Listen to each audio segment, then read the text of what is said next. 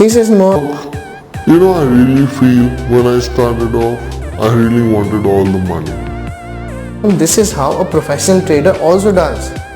Once you identify through a business model, what is it that you need to do consistently? A lot of money in net profits, but we were thankful that revenues were coming.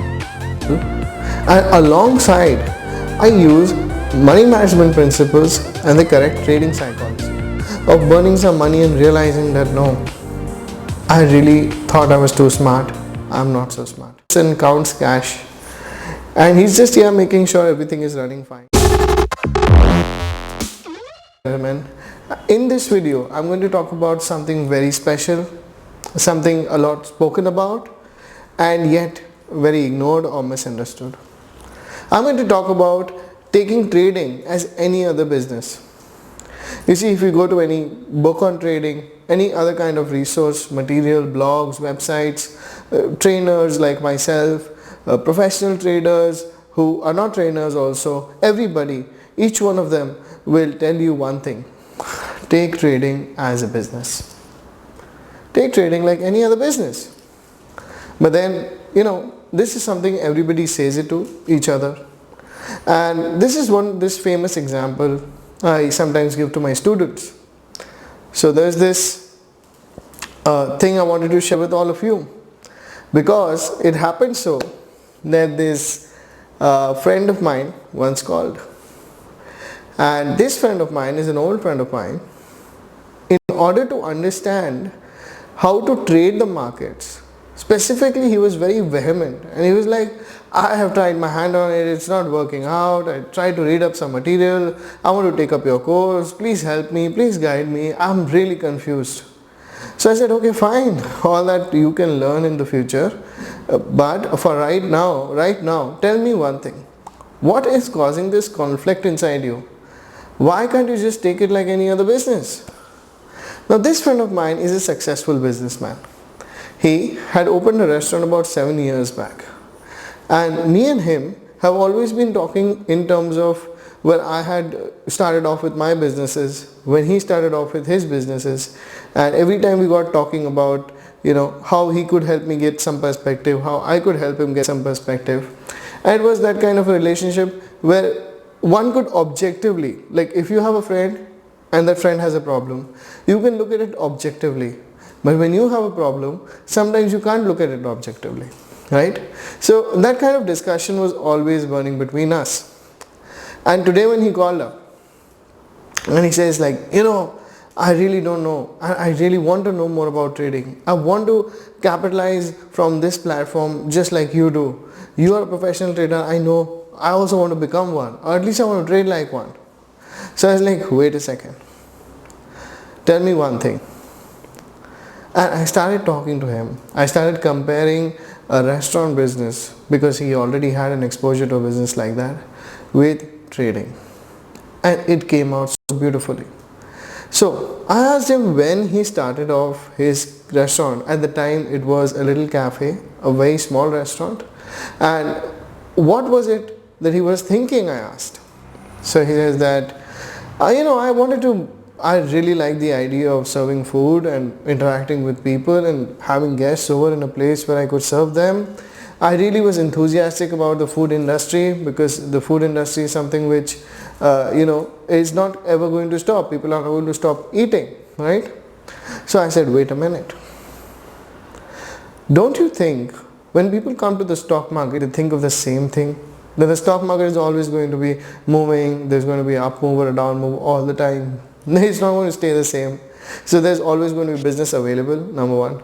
Number two, people do think that yes, I'm very enthusiastic, I want to make money from this platform and I want to do it right here, right now. In the beginning, everybody does that. So I asked him what happened in the initial stage. I asked him what happened in the first stages of his business. He said for the initial 2 to 3 months, we did not actually get any kind of significant revenues. People were not coming to our cafe. I said, what happened? No, people didn't know about it. There were certain things we needed to seriously work on. We needed to recalibrate the menu. Our food serving, even the cup of coffee was not consistent. One day you would come and customers would complain. So we were not doing very good quality wise. Also, a lot of people didn't know about us. So I said, okay. So I ended up, he says that I ended up burning some money in the restaurant business in the beginning stages. But I learned from it. I said, go on. What happened after that? He said that after I learned in that stage, for the next 4 to 5 months, I really gave my time to inquiring from people, learning from other restaurant owners. I really gave my time reading how the customers would behave, how I could serve them better. I would apply certain things like, even the smallest thing in the menu, even a cup of coffee would be exactly consistent, rich in taste, and every day the hospitality one would get getting into the restaurant. It would be awesome. I said, this is exactly what people do in trading. In the initial days, those who want to become professional traders, I tell you, almost all the professional traders I know, sometimes started and they were a beginner. When I came to the markets, I started thinking that just because I can anticipate certain moves in the market, I think I can make consistent income out of it. And everybody has their reasons to think so. Yes, that freedom will come. Now my friend actually sits and counts cash, and he's just here making sure everything is running fine. But now the restaurant is big, and it's quite famous, and it's doing very, very well, thankfully. And this guy is counting cash, making sure everything is working fine, and he has achieved what one would call some sort of a financial freedom. Most people in the beginning want to get to that stage, want to become as if the money is going to flow into their accounts as it does to the professional traders. Now, in order to get to that initial phase of burning some money and realizing that no, I really thought I was too smart, I'm not so smart. I don't want to learn, but now I think that I really should learn. I really should look forward to building some sort of system of consistency, understand certain strategies, etc., etc. I need a business model basically, and I need it to run in a way which is very quality. Personally, I use technical analysis and technical analysis tools in order to do consistent trading. For me, the business model is simple, that if consistent results are coming out of technical analysis, because technical analysis is just an impression of mass psychology. Mass psychology has repeated habits. Therefore, on the charts you see repeated patterns. Because the patterns are consistent, I can trade them consistently. This is my model, and alongside I use money management principles and the correct trading psychology. This is the concoction which makes the business model for a professional trader. So this guy, who is my friend, wanted to make a business model which would work in a way which was very quality, and he could do it in the right manner. He could make money out of it. So he made those amendments, he recalibrated everything, he even got some new furniture, he said. So whatever changes you need to make right now to your trading in order to get to the next step, don't think of getting into the cash counter like he did. He has done that over a period of time. I have done that over a period of time in terms of trading professionally. Changes don't happen overnight, but they can be perceived one step at a time. So I asked him what happened after you actually passed through those 4-5 months. He says that we now started doing well.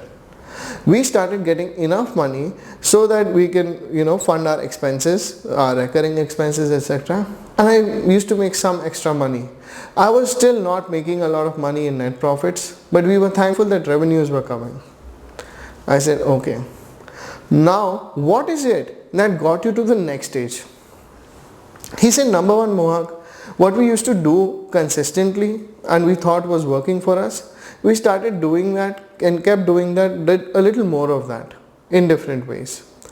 Also, Mohak, what happened is that during the weekends, when other restaurants would say we are not giving our offers, we would give offers on the weekends. On the public holidays during the festive season, we would actually use that time to attract more customers to us, because we knew that that is our season. And that is how we got into the next stage. So I told him this is how a professional trader also does. Once you identify through a business model what is it that you need to do consistently, you do more of that. You might as well even increase your position sizing stage by stage. We'll have another video on position sizing and increasing your risk. But yes, you do more of what works for you consistently. You make consistency your goal. The beginner trader doesn't think like that. The beginner trader is always behind making or losing a big amount of money on a single trade. No, that does not work. Consistency being your goal will be the backbone of your entire business model. So this guy says that I did it consistently. I told him professional traders find what is working consistently for them, have learned how to identify them very well, and do a little more of that over time. And just like you found the season, the professional traders look for those clear big movements, the nice trends which are there.